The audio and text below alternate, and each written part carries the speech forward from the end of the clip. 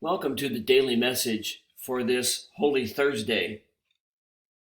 As we know, Holy Thursday is one of the most important feasts in the church year. Today we celebrate the Last Supper. We celebrate Christ giving to us his own body and blood in the Eucharist. And it's important to remember that Jesus said, "Do this in remembrance of me." And so every time we receive the body and blood of Christ in the Eucharist, we are doing what Jesus asked us to do in his memory.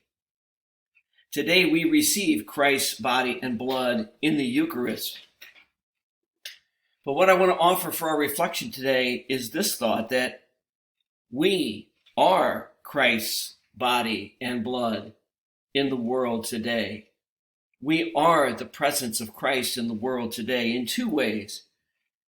First of all, we are the church. We are the body of Christ. We are the community that is Christ's body and blood in the world.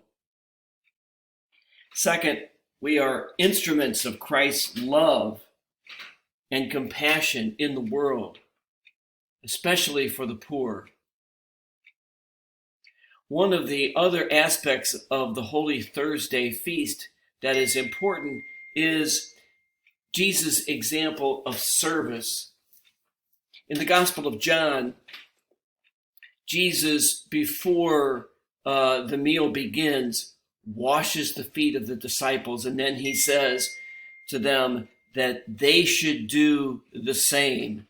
And that call, which was extended by Jesus to the apostles, is extended to us as well. We are called to service as members of the body of Christ. We are called to serve one another. We are called to serve the world. Thank you for watching and listening today. I hope you remain safe and healthy, and I hope this is a very special Holy Thursday.